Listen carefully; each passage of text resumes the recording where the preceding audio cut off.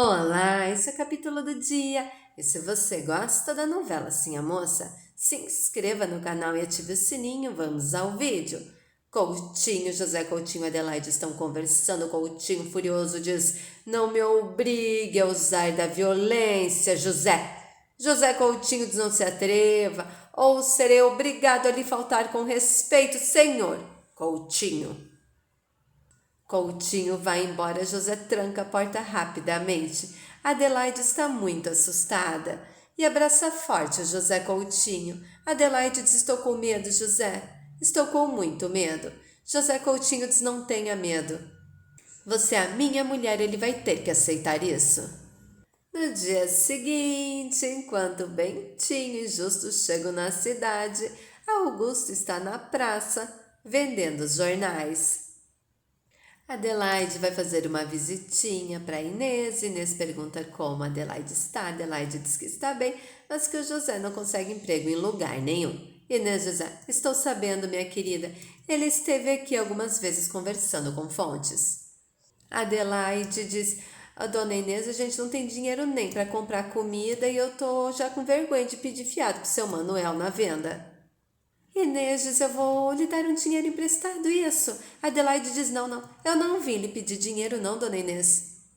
Inês diz: "Eu não quis lhe ofender, fiz de coração." Adelaide diz: "Eu sei." Inês diz: "Então aceita." Adelaide diz: "Por favor não, dona Inês, eu não quero. Eu vim aqui para a senhora me arranjar umas freguesas para mim lavar roupa para fora para conseguir um dinheiro." Inês diz: "E seu marido sabe disso?" Adelaide diz: "Eu estou fazendo isso para ajudar ele, mas eu não quero que ele saiba." Inês diz: "Eu vou fazer melhor do que isso, minha querida. Vou ser a sua primeira freguesa." Adelaide fica toda feliz. Enquanto a Ana está passeando, Ricardo passa pela Ana e não diz nada. E a Ana diz: "Espera, Ricardo. Eu queria saber por que você não foi mais lá em casa pra gente conversar." E o Ricardo diz: "Eu só sei falar de bicho. Só dessas coisas. E eu sei que você não gosta de ficar falando sobre bicho, né? Acho melhor você achar outra pessoa para conversar e eu tô com pressa." Ricardo sai e a Ana fica triste. Na tipografia do Augusto, Mário está mostrando para os amigos dele o artigo que ele escreveu sobre a fuga dos escravos do Coutinho. E a Juliana está ali com eles e os amigos do Mário elogiam o Mário e dizem que ele está escrevendo melhor do que o Dimas. E a Juliana sai. E o Mário diz: "Você não devia ter dito isso, Renato." E o Renato diz: "Eu só queria ajudar." E o Mário diz: "Mas atrapalhou, ela se ofendeu." E o Renato pede desculpas. Mário diz: "Quanto mais eu faço para ela esquecer o Dimas, mais ela pensa nele." "Eu não sei mais o que eu faço." E o Renato diz: "Eu sei muito bem o que você está sentindo, meu amigo. Eu também estou disputando o amor da Ana com aquele traste do Ricardo." No armazém do seu Manuel, Augusto está conversando com o Everaldo, mostra o artigo que o Mário redigiu todo sozinho. E o Manuel lê o artigo e diz: "Muito bem escrito." E o pai do Mário lê o artigo e Augusto diz: "O Mário leva jeito. Ele tem vocação pro ofício." Everaldo diz: "O amigo não vai gostar do que eu vou falar, mas eu vou falar. Não vejo nada demais no que o Mário escreveu. Isso não vai levar o Mário para lugar nenhum." Everaldo sai nervoso. Manuel diz: "Não se aborreça, seu Augusto. Essa raiva do amigo logo passa." E o Bobó diz: "Seu Augusto, o pai do Mário ficou assim porque soube que o Mário está lá na sua tipografia só por causa da sua neta." E o Augusto diz: "A minha neta detesta o filho dele." Augusto vai embora chateado e o Manuel diz que o Bobó fala demais. Na casa da Juliana, a Ana e a Juliana estão conversando e a Ana diz: "O Ricardo mal falou comigo." E a Juliana diz: "Mas você não vivia reclamando que o Ricardo ficava grudado em você o tempo todo?" "Então, ele desgrudou. Eu falei que um dia ele ia cansar, Ana." E a Ana diz: "Mas agora eu não quero que ele fique longe. Eu estou com medo que ele não esteja mais gostando de mim, é isso?" Enquanto Justo e Bentinho chegam na casa do Rodolfo, Ruth fica super feliz. Justo pergunta do Rodolfo, Ruth diz que o Rodolfo saiu cedinho, mas que vai ficar feliz em saber que eles voltaram bem porque ele estava muito preocupado. Nisso, Inês chega na cozinha e fica muito feliz ao ver o Justo e o Bentinho ali, são e salvos. Na fazenda do Barão, sim, a moça e Bastião estão conversando e o Bastião diz, mas os escravos não podem piscar que o capitão do mato está lá olhando para eles. E assim a moça diz, esse capitão do mato é terrível. E nisso o Bastião diz, olha lá ele olhando para nós, parece que ele olha dentro da gente. E assim a moça diz, eu não gosto dele.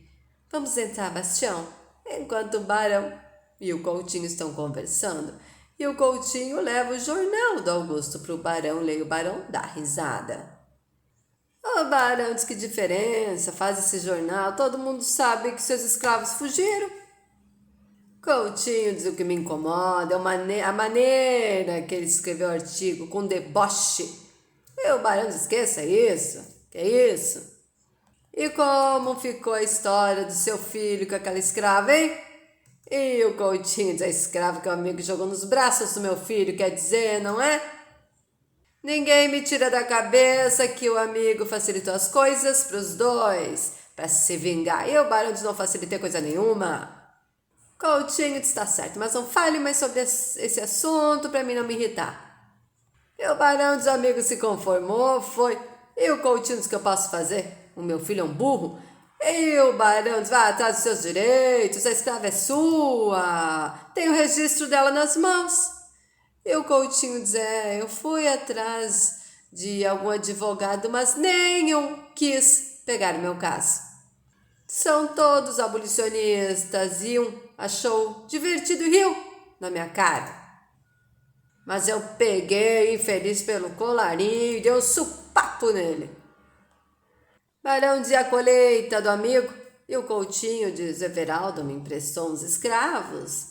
Já acertei o salário deles e já está quase tudo pronto. E o Coutinho ainda diz que vai ter que contratar gente para a próxima safra. E o Barão diz que os escravos estão muito caros.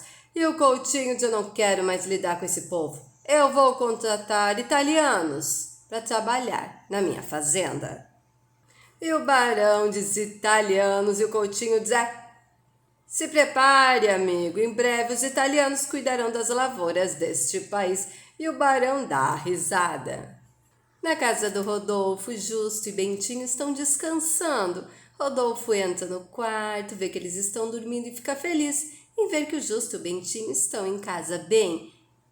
Rodolfo sai e deixa eles dormir. Na casa do José Coutinho e Adelaide estão conversando. José diz, a única coisa que eu consegui até agora foi uma promessa de emprego como conferente da estação da estrada de ferro. Só isso, Adelaide. E o salário é baixíssimo. Mal dá para pagar o aluguel. E Adelaide diz, melhor do que nada. José Coutinho diz, Adelaide, você tem que falar direito. Você agora é mulher de um advogado. Adelaide diz, advogado desempregado, mas sou, né? José Coutinho diz, desculpe, não quis lhe ofender. Adelaide diz, eu sei, vou tentar falar direito. E o José Coutinho diz, falar direito. José Coutinho começa a ensinar a Adelaide a falar corretamente.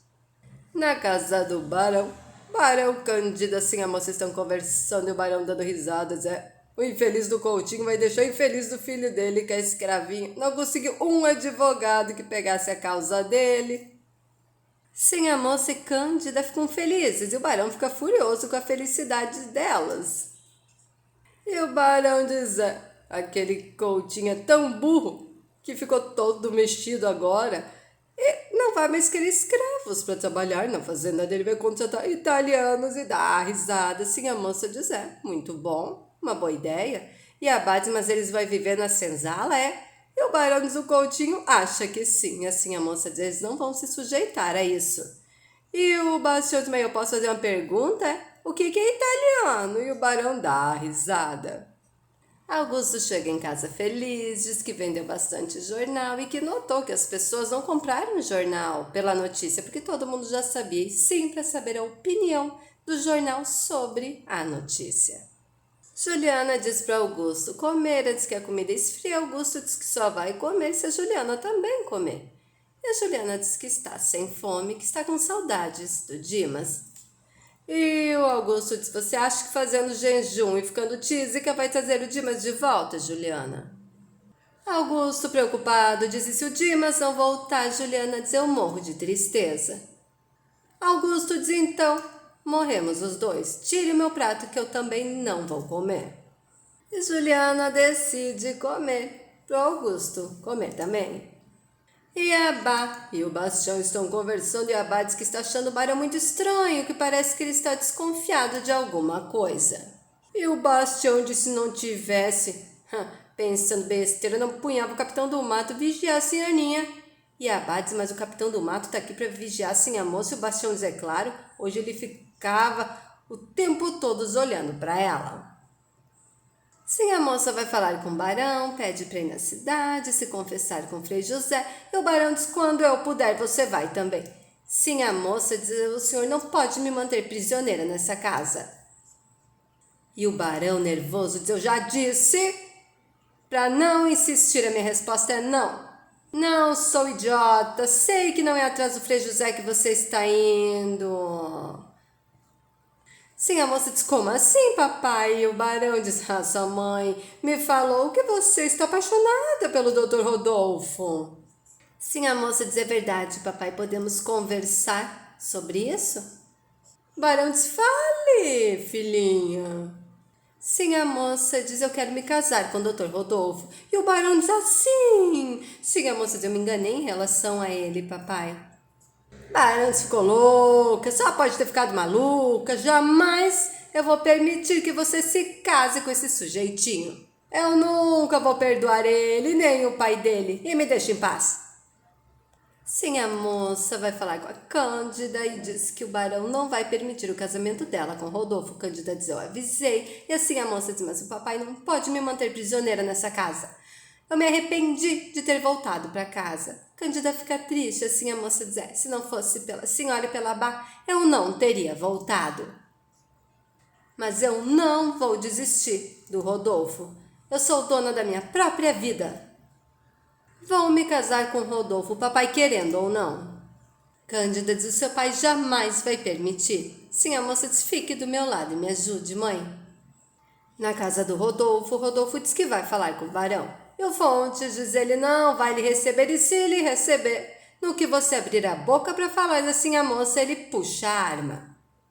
Rodolfo diz: o que o senhor me sugere? Fontes diz: vamos esperar, meu filho.